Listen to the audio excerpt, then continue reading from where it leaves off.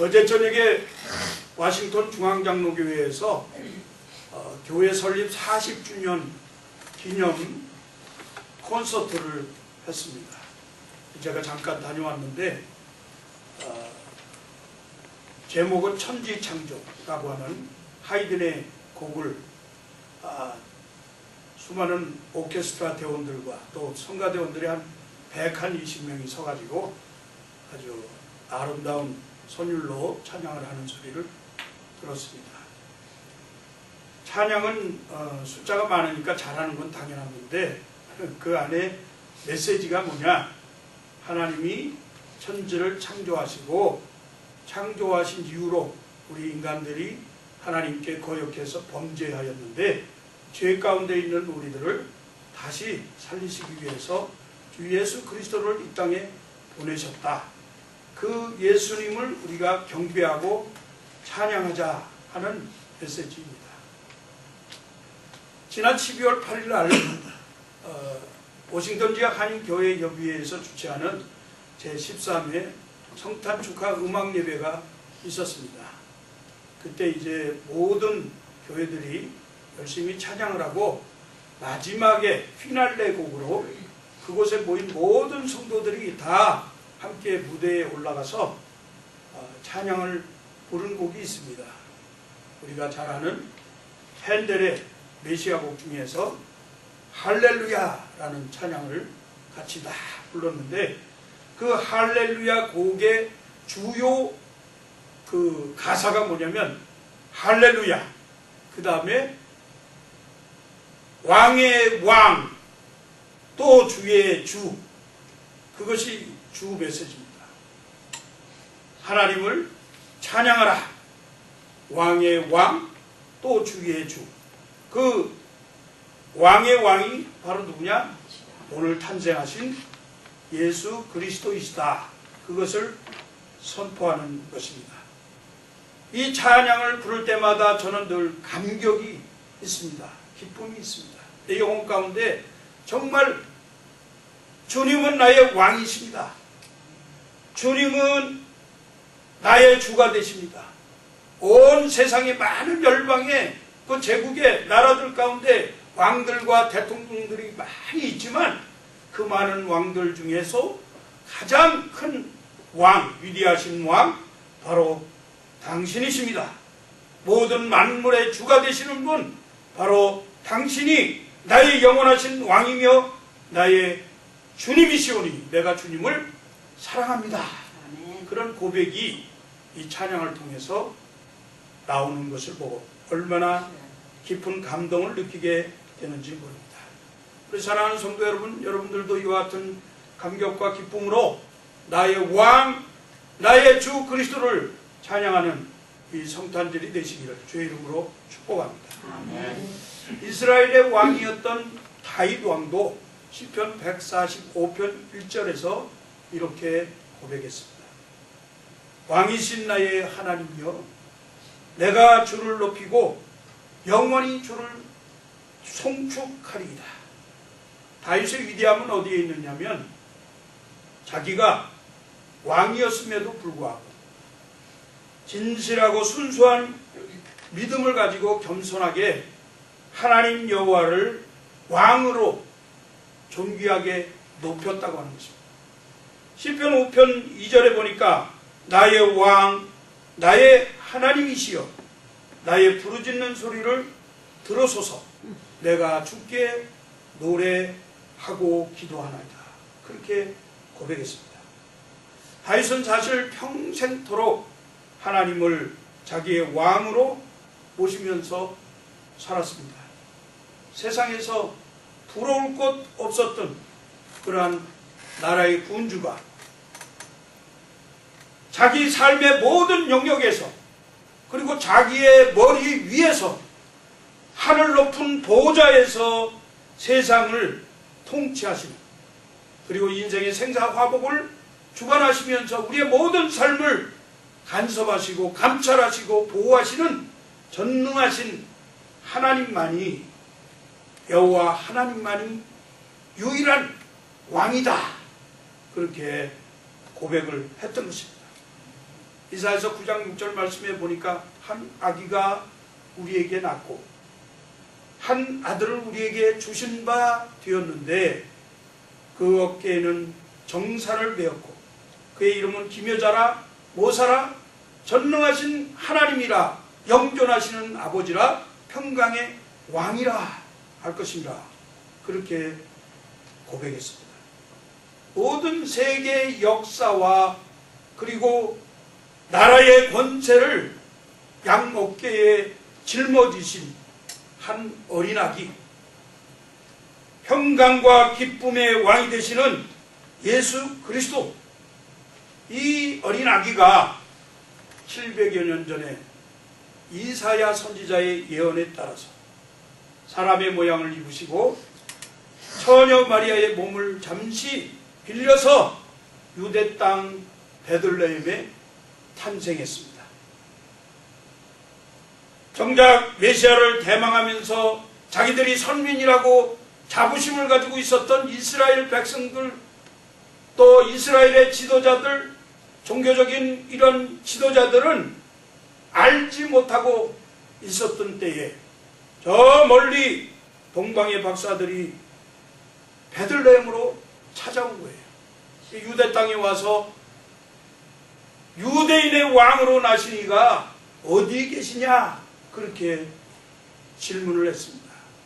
이 소식을 듣고 헤롯 왕과 또 종교 지도자들, 이스라엘의 모든 백성들이 깜짝 놀랐어요. 성경 말씀에는 우리 성경에는 소동했다 그렇게 기록이 되어 있는데 영어 성경에는 어지러워졌다, 혼잡해지고 그 마음이 막 복잡해진 거예요. 왜냐하면 왕은 자기가 왕인데 또 새로운 왕이 어디 있냐고 물으니 자기의 권자가 걱정이 되고, 또 지도자가 새로 생겼다고 하니까 이스라엘 백성들은 혼란 속에 있는 거예요. 정치적으로 소요가 일어나는 거죠. 그렇게 소동하게 되었다고 했습니다. 참으로 보잘것없고 정말 찌꺼기로 가득 차서 더럽고 불결한 그러한 말 먹이통 구유에 그 천진난만한 아기가 그곳에 누워 있다고 할 때 여러분 한번 생각해 보세요. 이분이 바로 하나님의 아들이신데, 하나님의 존귀하신 아들이 이스라엘 백성들뿐만 아니라 온 세상을 구원하시기 위해서, 자기들의 죄 가운데서 구원하시려고 이 보잘것없는 말 구유통에 이렇게 태어나서 계시다고 하는 이 놀라운 사건을 우리는 앞에 한번 상상해 보아야 할 것입니다. 많은 사람들이 예수 그리스도를 왕으로 부르면서 자신들의 삶의 영혼에 모시고 이 땅에서 믿음으로 살아가고 있습니다. 예수 그리스도를 왕으로 모시면서 살아가는 사람들은 그 삶에 있어서 충만한 기쁨이 있는 줄로 믿습니다. 왜냐하면 예수 그리스도가 큰 기쁨의 좋은 소식이기 때문에 그렇습니다.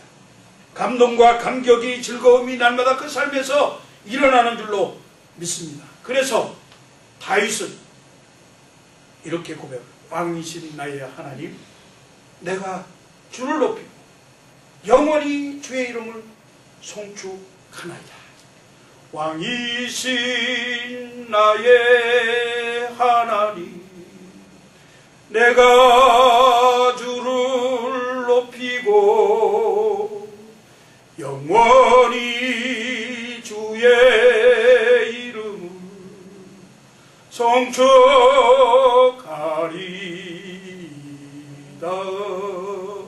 이것이 여러분들의 고백이 되기를 주의 이름으로 축복합니다. 우리 예수 그리스도는 우리가 반드시 만나야 할 왕이십니다. 인생에 있어서 누구를 만나는가 하는 것은 대단히 중요한 사건입니다. 여러분, 자식은 부모를 잘 만나야 하죠. 뭐 자식이 부모를 만나는 게 마음대로 됩니까? 마음대로 되지 않습니다. 또 제자들은 스승을 잘 만나야 합니다. 친구는 친구를 잘 만나야 돼요. 제가 우리 딸이 와서 그저께 딸이 한국 영화 있다고 영화를 보러 가자고 그래서 따라갔는데 친구 2. 그 친구들이 어떻게 된 친구들인지 참 그냥 그 폭력으로만 사는 친구들이.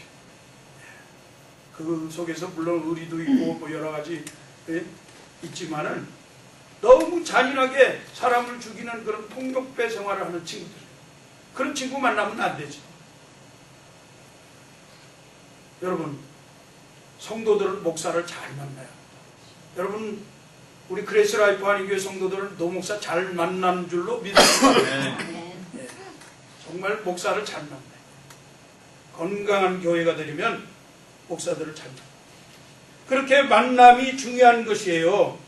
그런데 인생에서 그 만남이 그 사람의 삶을 결정하고 변화시키고 그리고 그 장래를 갖다가 승리하게 만드는 이러한 좋은 기회가 되기 때문에 우리는 이 만남이라고 하는 것을 중요하게 생각해야 하는데, 이처럼 우리의 삶의 왕이 되시고 우리의 모든 주가 되시는 예수 그리스도 나의 왕을 만나는 것이 엄청나게 중요하다는 사실을 여러분 기억하시기 바랍니다.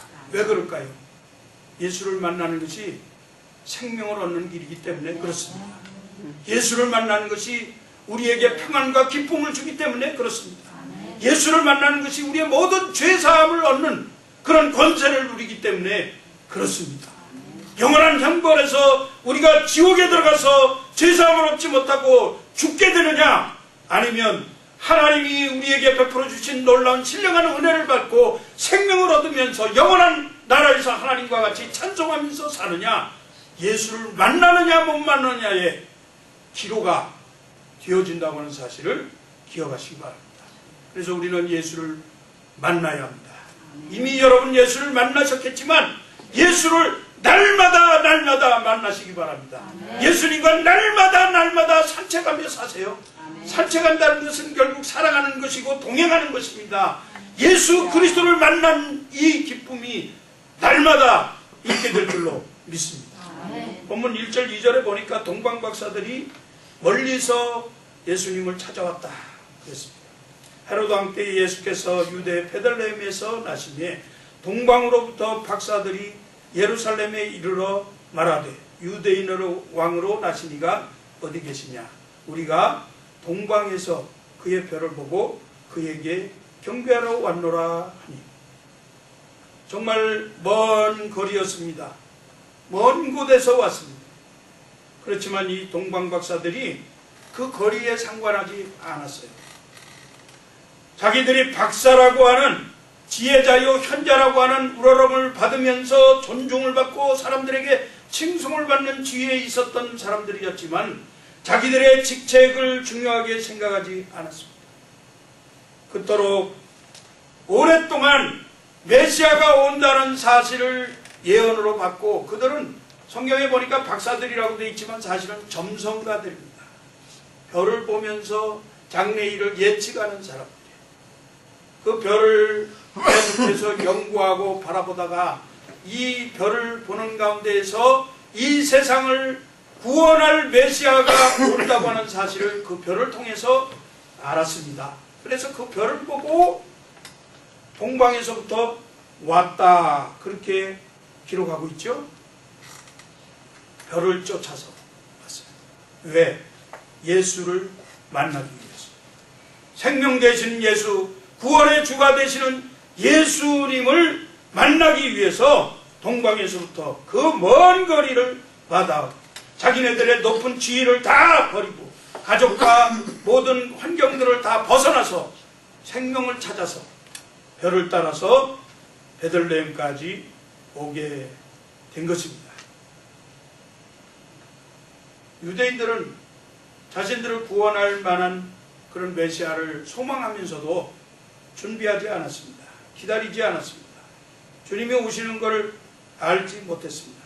이 세상에서 자기들이 하나님에게 선민으로 택함받은 백성들이고 하나님을 가장 잘 경외하는 그러한 민족이라고 스스로 자부하면서도 제사장과 서기관과 또 이스라엘을 지도하는 왕조차도 자기들의 주변에서 이렇게 어린아이가 태어나는 것조차 모르고 있었습니다. 왜 그랬을까요?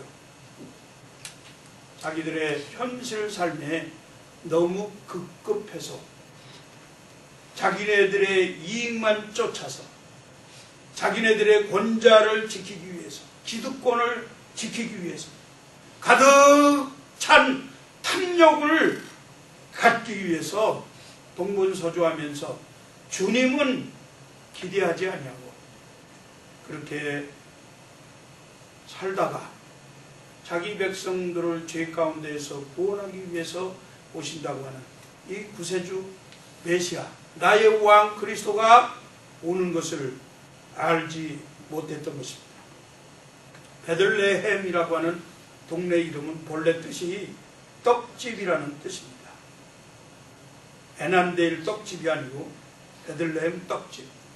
떡집은 떡을 만드는 집이다, 그런 뜻인데 우리 예수님께서 자기가 생명의 떡이다, 이 땅에 내가 생명의 떡으로 왔다, 그렇게 말씀했습니다. 배가 고픈 사람들 떡을 먹어야 든든해지고 건강해지는 것처럼 영적으로 기갈되고 배고픔이 있는 우리 인생들은 생명의 떡이 되시는 예수님을 만나야 합니다. 그리고 그분을 먹어야 합니다. 요한복음 6장 5절 52절에 보니까 나는 하늘에서 내려온 살아있는 떡이니 사람이 이 떡을 먹으면 영생하리라. 내가 줄 떡은 곧 세상의 생명을 위한 내 살이니라 하시니라. 자신이 생명의 떡이라고 말씀하시면서 그 떡을 주기 위해서 그 살과 그 몸을 다 찢고 십자가에서 우리 백성들을 구원하시기 위해서 십자가의 형벌로 돌아가시는 것입니다. 한국 텔레비전 보면 얼마나 먹는 얘기가 많이 나오는지 몰라요. 동네마다 뭐 유명한 음식점들이 있어가지고 탤런트들이 쫓아다니면서 그 맛자랑 멋자랑을 합니다. 그 맛있는 음식들을 이렇게 요리해서 하는 거 보면 정말 군침이 막 돌아요. 얼마나 먹고 싶은지 모릅니다. 멀리 미국에 있으니까 먹을 수도 없고 그냥 그림만 보다가 마는데 그렇게 맛있는 음식들이 있다 하더라도 이 세상의 음식들은 우리의 영혼을 만족시키지 못합니다. 이 세상의 아름다운 음식들은 우리의 육신의 만족을 채울 수가 없지만 생명의 떡 되시는 예수 그리스도를 먹음으로 우리의 영혼의 만족이 있다고 하는 사실을 믿으시기 바랍니다. 수가성 여인에게 예수님이 말씀하셨어요. 예수께서 대답하여 이르시되 이 물을 마시는 자마다 다시 목마르려니와 내가 주는 물을 마시는 자는 영원히 목마르지 아니하니 내가 주는 물은 그 속에서 영생하도록 솟아나는 샘물이 되리라. 우리 주님은 절대 모자람이 없습니다. 기갈이 없습니다. 부족된 것이 없습니다. 계속해서 우리의 마음속에서 영혼 가운데에서 흘러넘치는 생수가 되시는 분이 바로 예수 그리스도, 그분이 우리에게 생명의 떡으로 베들레헴에 탄생하신 것입니다. 우리 인생들은 우리 삶의 왕이 되신 예수 그리스도를 만나야 생명의 양식을 먹고 살 수 있음을 기억하시기 바랍니다. 평화의 왕으로 생명의 떡으로 능력에 전능하신 하나님으로 오늘 우리에게 임재하신 예수 그리스도를 만나는 축복이 있기를 축복합니다. 여러분 축복합니다. 옆에 분들에게 축복하세요. 예수님 만나서 오늘 예수님 만나는 축복이 있기를 바랍니다. 축복합니다. 다른 것은 다 몰라도 다른 것은 다 잊어버려도 괜찮아요. 그러나 예수 생명 그것은 꼭 만나셔야 됩니다. 여러분 인생을 달리하게 할 수 있는 귀한 복된 소식 예수 그리스도의 생명이 여러분 꼭 만나는 귀한 인생의 전환기가 되기를 간절히 바랍니다. 두 번째는 우리 이 예수님은 마땅히 우리의 경배를 받으실 왕이시다 하는 것입니다. 마태복음 2장 2절 말씀해 보니까 유대인의 왕으로 나신 이가 어디 계시냐? 우리가 동방에서 그의 별을 보고 그에게 경배하러 왔노라. 동방 박사들의 태도를 보세요. 동방 박사들은 자기들의 지위에 상관없이, 부요함에 상관없이, 그리고 거리가 멀고 뭐 가깝고 이런 것에 상관없이 천한 말구유 통해서 썩은 냄새나고 지저분하고 불비열한 것 이런 것 상관없이 연약한 모습, 아주 겸손한 모습으로 천진난만하게 누워있는 그 아기에게 경배를 드렸다고 하는 사실입니다. 여러분, 우리 뭐 예배 드리러 오는데 멀다고 그러지 마세요. 애난데리에서 여기 오는 거 멀지 않습니다. 멀다고 그러지 마세요. 미국에서 생활해 보니까 저도 옛날에 LA 오렌지 카운티 이런 데 예배 드리러 한번 우리 딸이 세들백 교회를 나가는데 LA 다운타운에서 세들백 교회까지 1시간 거리입니다. 예, 멀리 가요. 1시간 정도는 어디든지 미국에서는 갈 수 있다고 생각하세요. 멜랜드에서도 그래서 제가 자꾸 오라고 그래요. 전도하면서. 근데 멀다고, 예수님께 경배하러 가는데 멀다 가깝다 이것이 문제가, 마음이 먼 거지. 우리의 마음. 예. 그래서 이런 말이 있어요. 마음이 천리면 지척간의 거리도 천리고, 마음이 지척이면 천리도 지척이다. 예. 가까운 거리로 생각하면 가깝다는 거예요. 제가 지금 그 얘기 하려는 게 아니고, 동방 박사들은 자기의 모든 환경 이런 거를 보지 않았어요. 오직 무엇을 봤어요? 경배의 대상이 누구냐? 경배의 대상은 하나님이시다. 그걸 본 거예요. 아기 예수의 모습을 보지 않았습니다. 그 뭐 어린아이가 무슨 경배의 대상이 되겠어요? 그렇지만 하나님께서 약속하신 대로 예언돼서 온 이 아기 예수, 처녀의 몸으로 이 땅에 와서 말구유에 누우신 이 아기 예수는 하나님이시다 하는 것을 믿음으로 보았습니다. 그래서 그에게 경배했어요. 아기 예수가 태초부터, 창조할 때부터 하나님과 함께 계신 하나님이시다. 그것을 분명히 믿고 그 앞에 엎드려 경배를 드렸습니다. 우리가 예배 드릴 때도 마찬가지입니다. 여러분, 내가 은혜 받기 위해서 예배 드리는 것은 착각입니다. 예배를 드려서 은혜를 받는 것이지, 예배를 내가 은혜 받기 위해서 예배 드리겠다, 노목사를 즐겁게 하기 위해서 오늘 교회 와서 예배 드리겠다, 이렇게 생각하시면 안 돼요. 여러분, 저 안 와도 상관없어요. 안 오면 내가 좀 섭섭하겠지만 여러분이 손해입니다. 하나님께 예배 드리는 이것이 먼저 돼야 돼요. 그래서 예배 목숨 걸라고 제가 말씀드리는 겁니다. 하나님께서는 경배를 받으시기에 합당하신 분이기 때문에 그분에게 예배를 드리고, 그 예배를 드린 이후에 우리의 영혼 가운데 하나님이 주시는 신령한 복으로 은혜를 누리시기를 바랍니다. 경배를 드리는 사람들의 태도는 이렇게 동방박사들처럼 겸손해야 합니다. 자기를 내세우려지 않아요. 자기의 모든 예물도 아끼지 않아야 하는 거예요. 몰약과 유향과 황금을 가지고 가서 드리면서 자기들의 높은 지위를 자랑하지 않았습니다. 자기의 몸매를 자랑하지 않았어요. 자기의 아름다움을 내세우지 않았습니다. 자기들의 지혜를 자랑하지 않았어요. 오직 하나님 앞에서는 겸손하게 낮고 천한 구유에 누워있는 그 어린아기에게 겸손한 자세로 경배를 드렸습니다. 우리 모두가 이런 예배를 드리면 좋겠어요. 예배에 빠지면 하나님께서 벌 주실까봐 두려워해서 예배를 못 드리는 건 안 된다 이렇게 생각하고 오는 분들, 하나님은 벌 주는 분이 아니야. 상 주는 분이에요. 예배 드리러 오는 자들에게 상 주시는, 자기를 찾는 자들에게 상 주시는 이심을 믿어야 할지니라. 상 주시는 분이지 벌 주는 분이 아니에요. 어쩌다가 예배 못 왔다 해서 벌 주지 않습니다. 그냥 걱정하시지. 왜 오늘 안 왔을까? 어디 아플까? 무슨 일이 있나? 하나님 다 아시겠지만 그렇게 이해하신다.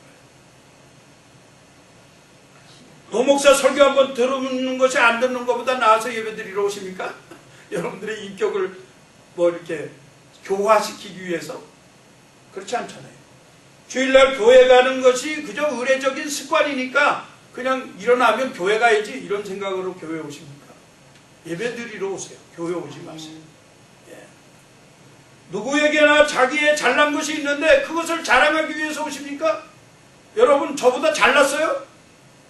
제가 잘난 거로 따지면 여러분하고 비교가 될 수 있을 정도 잘났다고 나도 말할 수 있다 그 말이에요.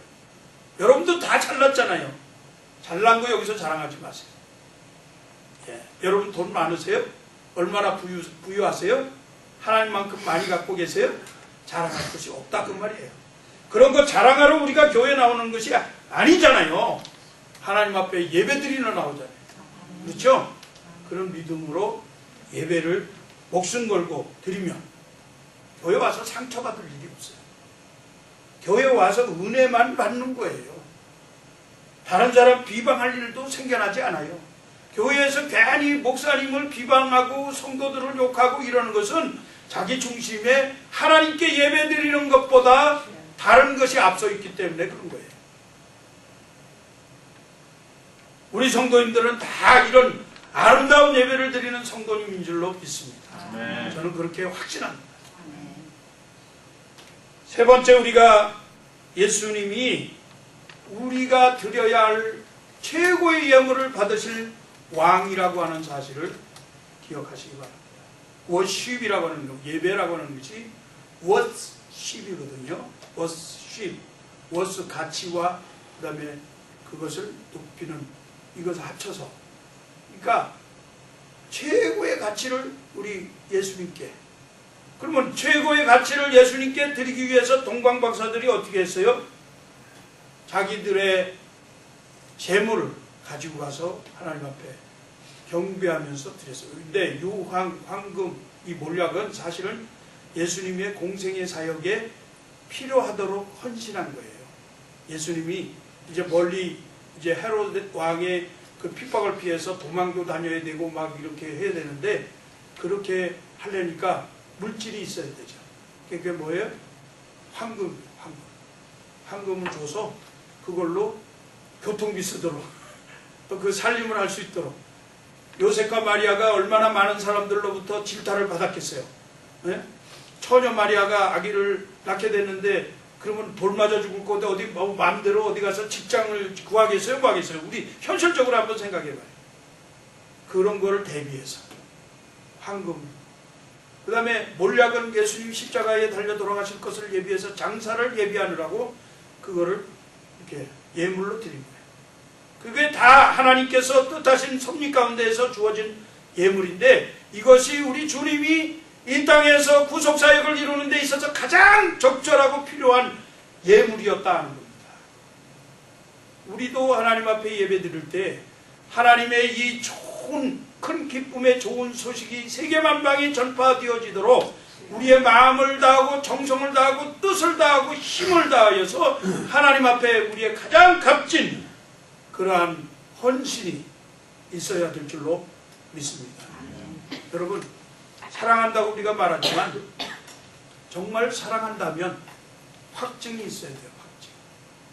자식이 부모를 사랑하면 자식이 아버지한테 용돈도 줄 줄 알아야 돼요. 우리 딸은 그래 가끔 용돈 잘 줘서 고마운데 사랑하는 표예요. 확증하는 거예요. 마음으로만 많이 사랑하면 뭐래. 여보 사랑해. 그러면서 선물 하나도 안 주면 이 사람 맨날 삐져가지고 있게 돼요. 마찬가지. 우리 주님께서 하나님이 우리를 사랑하신 그 사랑의 확증으로 오셨습니다. 그래서 로마서 5장 8절 말씀에 우리가 아직 죄인 되었을 때에 그리스도께서 십자가에 죽게 하시며 우리를 향하신 하나님의 사랑을 확증하셨느니라. 그렇게 성경이 말씀하잖아요. 우리 주님이 이 땅에 오셔서 십자가에 죽으심으로 우리를 사랑하셨다고 하는 것을 보여주신 것처럼, 자신을 불태워서 사랑하신 것처럼, 동방의 박사들이 먼 길을 가는 것도 좋고 자기들의 직책을 다 포기하는 것도 좋고 모든 자기의 자랑을 다 버린 것도 좋지만 가장 값진 예물을 가지고 와서 사랑으로 그것을 증거로 보여주었다는 사실. 사랑하는 성도 여러분, 우리가 예배 드릴 때, 우리가 예배를 드릴 때 우리 마음만 드리면 안 됩니다. 우리의 몸도 드려야 합니다. 그래서 로마서 12장 1절 말씀에 뭐라고 말씀하셨어요? 내가 너희에게 권하노니 너희 몸을 하나님이 받으실 기뻐하실 거룩한 산 제물로 드리라. 예. 우리 자신을 먼저 드려야 되는 거예요. 우리 몸을 드리고, 그래서 교회 와서도 헌신하고 봉사하고 섬기고, 나보다 먼저 와서 좀 의자도 하나 더 놓고 말이지. 말하자면 다 남이 준비해 놓은 다음에 와서 예배 드리고 그냥 가는 것보다는 다 같이 그렇게 협력하는 그런 마음으로 섬기고, 그것이 다 헌신에 자신을 드리는, 예배를 우리가 마음을 모아서 드리는 거니까. 또 마찬가지예요. 물질도 마찬가지예요. 어떻게 보면 물질이 우리가 생각할 때 이 땅에 사는 동안에 어떨 때는 생명같이 귀한 물질입니다.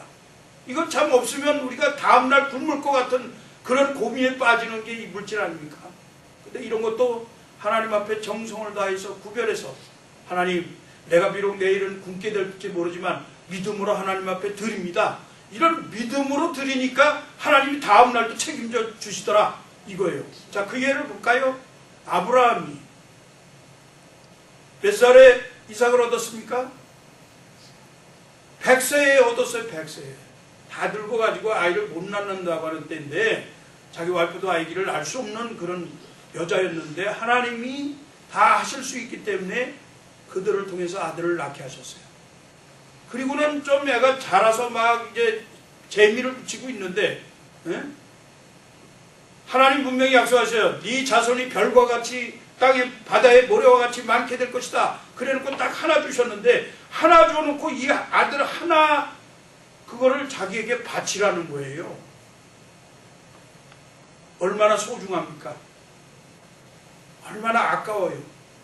정말 얻기 힘든 거 얻었는데, 도저히 얻을 수 없는 것을 얻었는데 얼마나 아까워요. 이거 버리면 그 다음에 어떻게 하늘의 별과 같이 바다의 모래같이 자손이 생기겠어요? 하나님 앞에 드려라.